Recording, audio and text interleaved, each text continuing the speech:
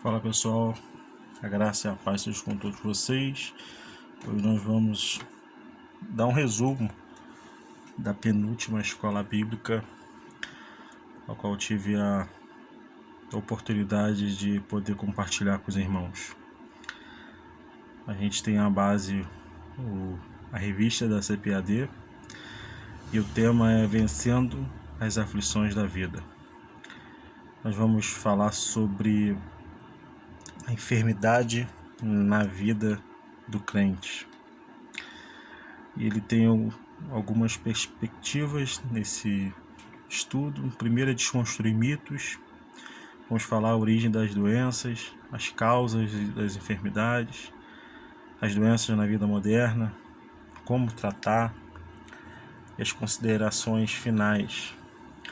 O objetivo é fazer que um cristão verdadeiramente tenha consciência que, mesmo sendo de Deus, não está imune à dificuldade na sua saúde, e ter coragem, ter fé e usar a nossa fé em nosso favor de enfrentar com o poder de Deus. A gente falou sobre um pouco da aula anterior, que falava que no mundo tereis aflições, mas tem de bom ânimo, eu venci. Falava de Jesus. E entrando para a aula de hoje, é preciso a gente desconstruir mitos. Qual é o deles? Muitos dizem que isso aconteceu muito na década de 90. Diziam que crente não ficava doente, que o crente sempre doente é porque estava em pecado, o crente está doente porque não usa fé, e a causa da doença é sempre demônios. Então a aula começou tentando tirar esses mitos da mente de um cristão. O próprio Jesus diz: no mundo tereis aflições, mas tem de bom ânimo. E a gente não está imune às coisas que podem acontecer, que acontece com toda a humanidade. E aí eu falei que existiam pessoas na Bíblia que tiveram enfermos, cuja a enfermidade era maligna, sim, mas afirmar que todos têm a mesma causa é um erro. E nós temos que ter cuidado com a fake news. Ela faz você acreditar em mentiras, ela faz que você aprenda e ensina ao próximo errado, e com isso você acaba destruindo o próximo. Mas afinal, qual é a origem das doenças? Deus não criou o homem para enfermar ou morrer. Deus criou o homem para viver eternamente com ele, para desfrutar da sua eternidade. Porém, o homem pecou. E ao pecar, a enfermidade, ela passa a ser uma possibilidade na vida do homem.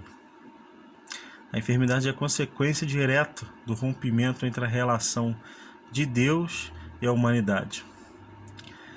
E nós veremos durante esse estudo pessoas que foram tementes ao Senhor e padeceram de enfermidade.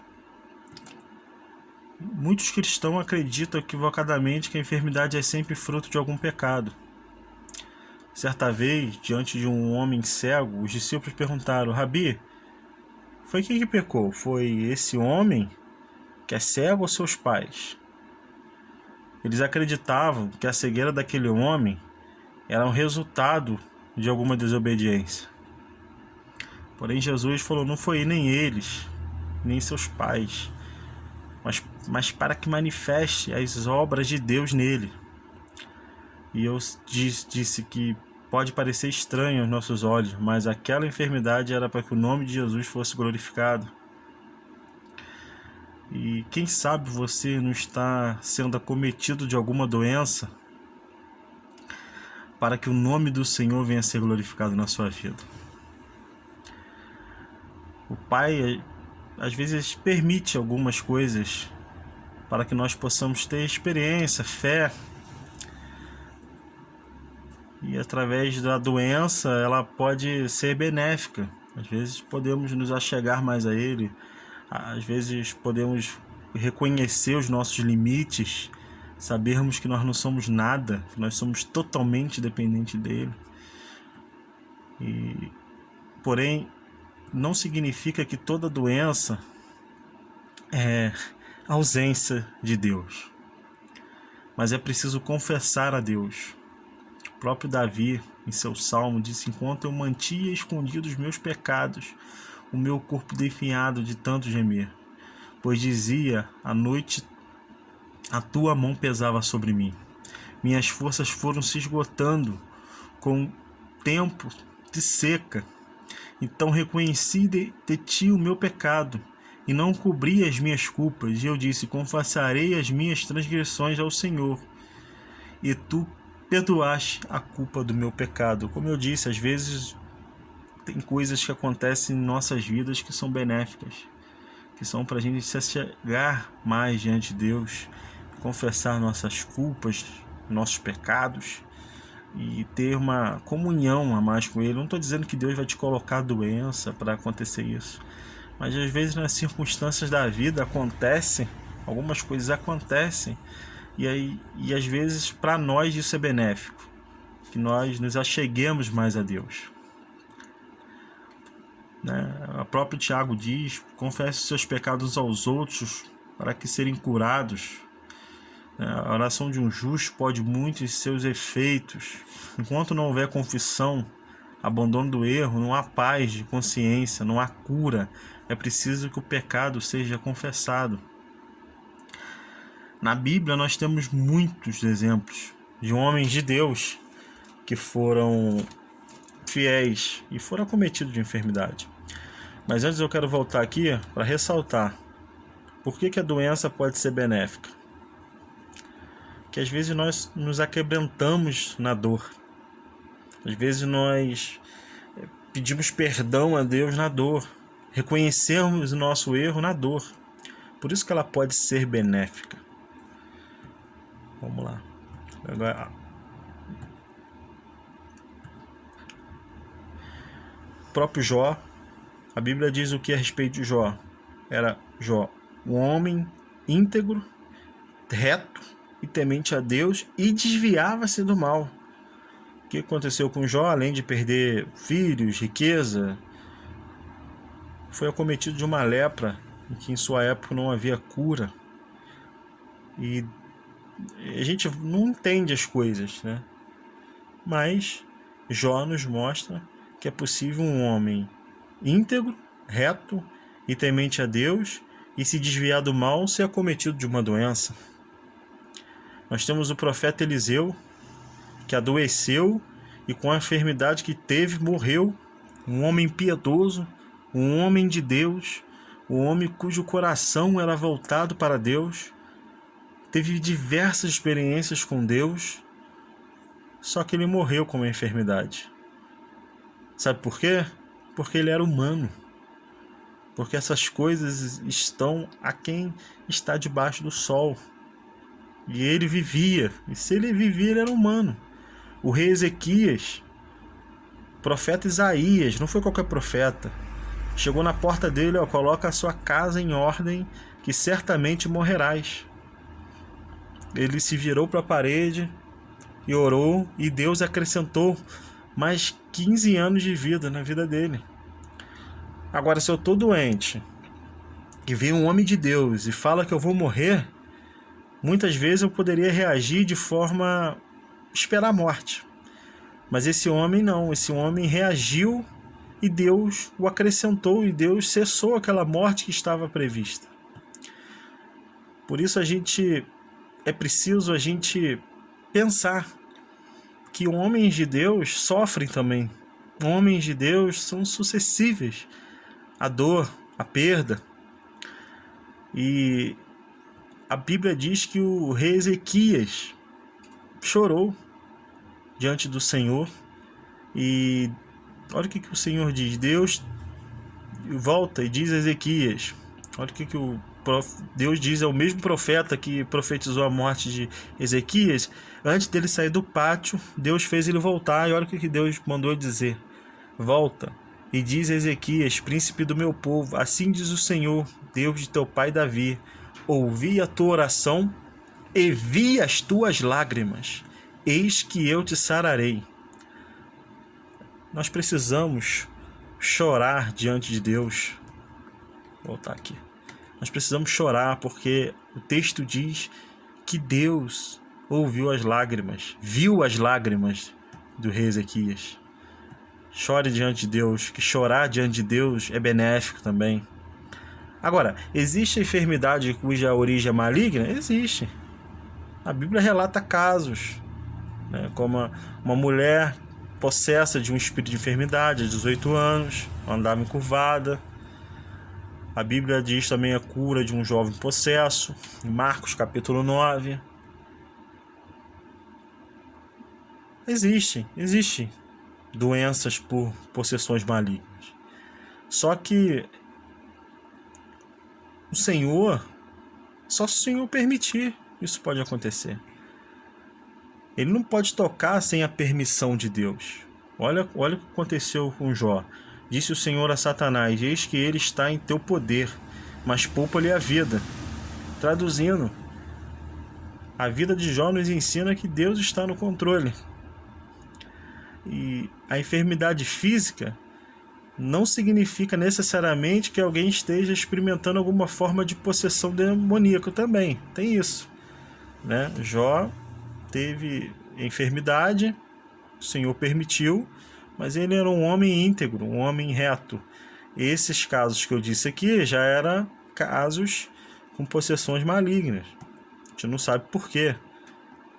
Alguns historiadores dizem que podem ser por conta de ocultismo, prática de adorar outros deuses. A gente não sabe por quê, mas a gente sabe que Jesus curou. Jesus chegou e deu um basta, porque o nome de Jesus tem poder para livrar qualquer tipo de doença. Ele pode permitir que você morra e vá para perto dele já doente, mas ele pode também te curar. Basta apenas uma palavra dele para um milagre acontecer. E nós também falamos sobre as doenças da vida moderna. A depressão já foi considerada a doença do século, né? Tem seus sintomas, né? São doenças físicas, períodos pós-parto, tem vários aspectos. E é comum as pessoas confundirem depressão com tristeza. A depressão não é somente uma tristeza, ela é uma doença. E muitos ainda teimam afirmar que o crente jamais fica deprimido. Mas a gente lê a Bíblia, a gente vai ver casos como o abatimento de Elias.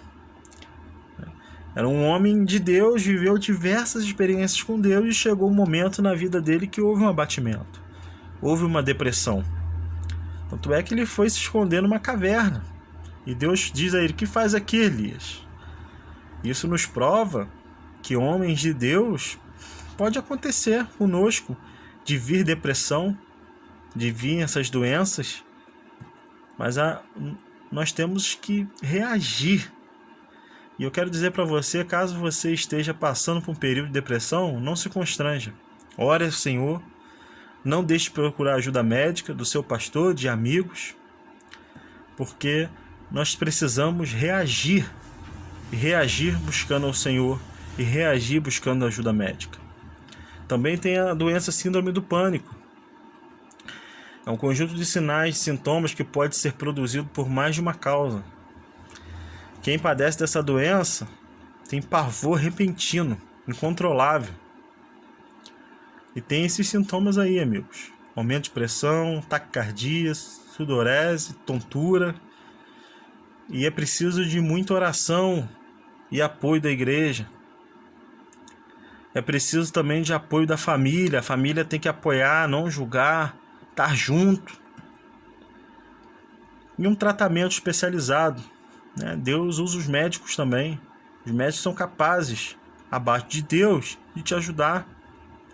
Mas procura primeiro a Deus, a sua família, e depois procure ajuda médica. E deve ficar claro que a síndrome do pânico é uma doença E logo não significa falta de fé e covardia. Às vezes as pessoas ficam se martirizando, achando que são covardes, achando que não tem fé. Isso pode acontecer, ninguém está livre. O importante é a reação.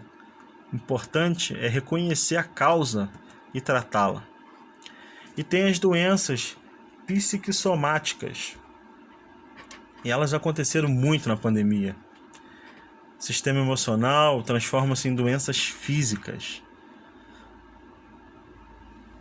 As pessoas emocionalmente fragilizadas, estressadas, podem vir ter dor no estômago, fadiga, artrite e dores de cabeça. As causas não se encontram no nosso físico, mas na mente. A nossa mente fica fragilizada. A nossa mente fica pensando em coisas que talvez nem vão acontecer. E o melhor remédio, não só para essa doença, mas para todas que foram ditas aqui, a fé em Jesus Cristo, na sua palavra, é um excelente remédio para ajudar-nos a manter a saúde física e mental. E orar é uma forma eficiente do cuidado com a saúde.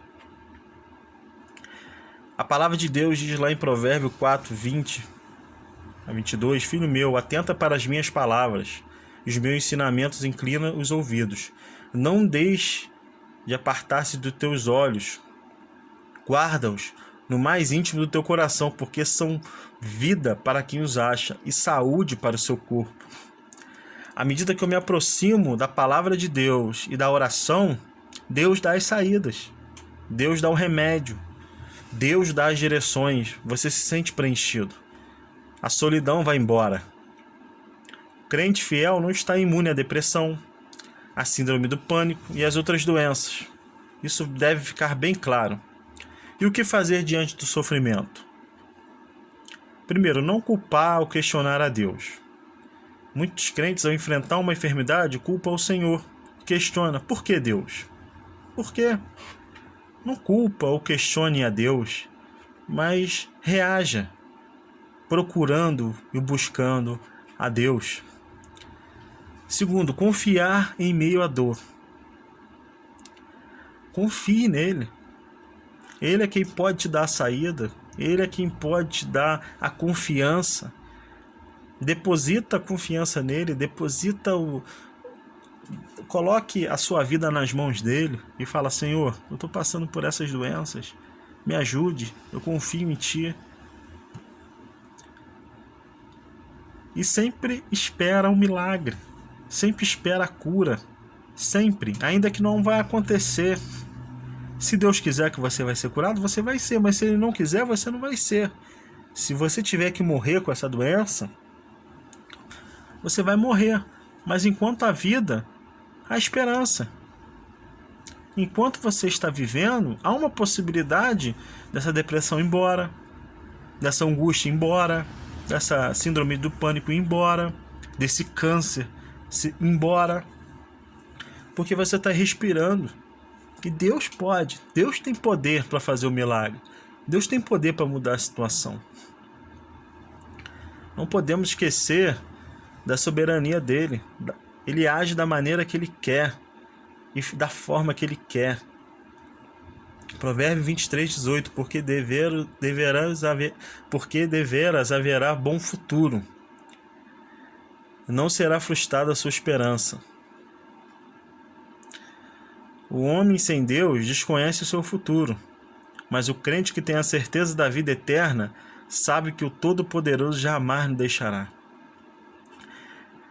O homem que conhece a Deus e sabe que haverá uma vida eterna, embora ele tenha medo da morte, porque todo mundo tem um certo medo da morte, mas quando ele confia que através de Deus ele terá a vida eterna, ele passa por esse momento de dor, com esse momento de dificuldade, com uma esperança em seu coração, que vai se encontrar com Deus.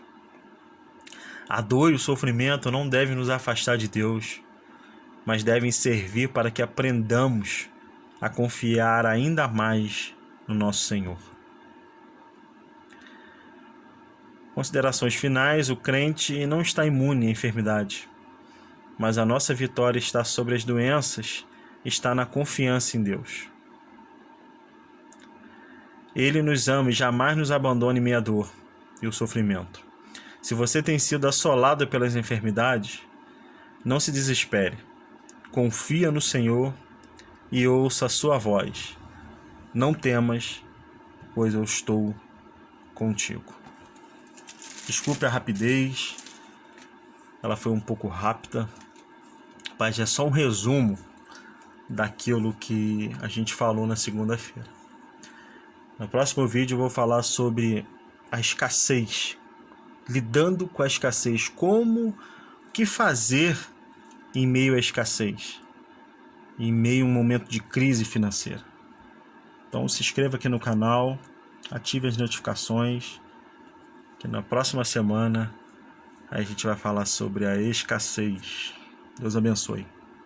Deixa aqui seu comentário, se você tem algo a acrescentar, se você tem algo que você queria compartilhar, fique à vontade. Deus abençoe a sua casa e a sua família. Se você está passando por alguma doença dessa citada, creia que o Senhor pode te dar as saídas.